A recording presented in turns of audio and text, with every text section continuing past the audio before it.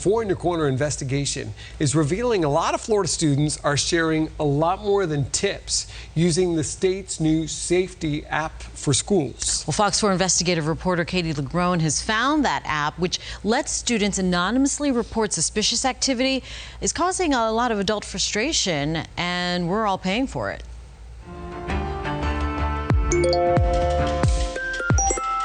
If you want to know what Florida students are reporting through the state's new school safety app, the state won't tell you. It's exempt, emailed the spokesperson from the Florida Department of Law Enforcement, which oversees the app. But ask school districts. Come into the restroom so you can see my private parts. The flavor of the food in the cafeteria. There's a coyote in my front yard.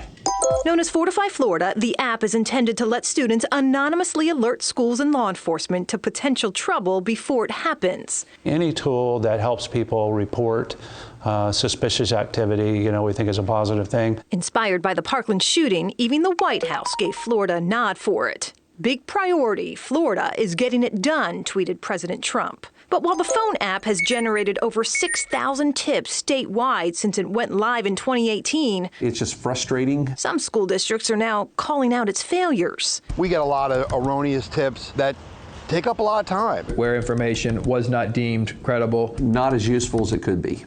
Back in October, one tip alerted Indian River County authorities to a Snapchat post claiming a student was going to shoot up this middle school.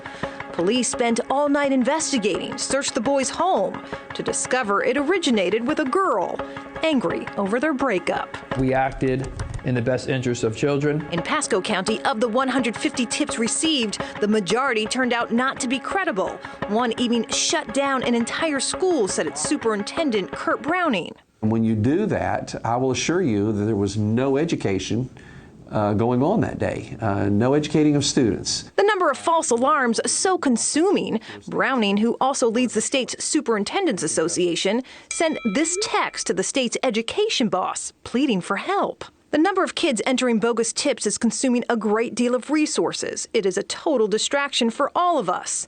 This formal memo followed. Did you get any response back? I got a brief response that says, yes, we can talk about it. School leaders point to weaknesses with the app itself. Tipsters can't be tracked. There's no way to prevent false tips. The company behind it, App Armor, describes itself online as innovators of public safety, operates out of Canada, and according to state records, offered Florida the best value, a 3-year, $250,000 contract to build, operate, and manage the mobile app. State records show one competitor protested, questioning App Armor's material inexperience. The protest withdrawn. We cannot discuss a product built for a customer, App Armor's CEO and co-founder told us in an email. I'm just concerned that perhaps, we're squandering essentially our tax dollars.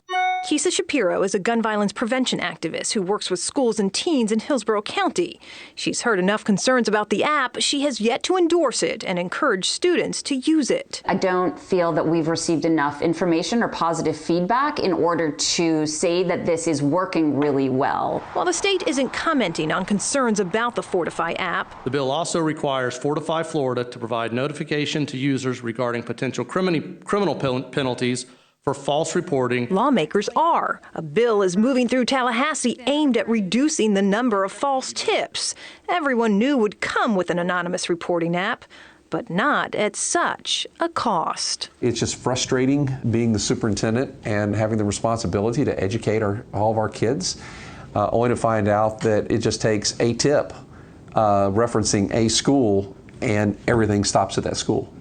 If the bill is approved, state officials say App Armor would change the app so authorities could track IP addresses of tips and criminally prosecute those who file bogus ones. Katie LeGrone, Fox 4 in your corner. Thanks, Katie.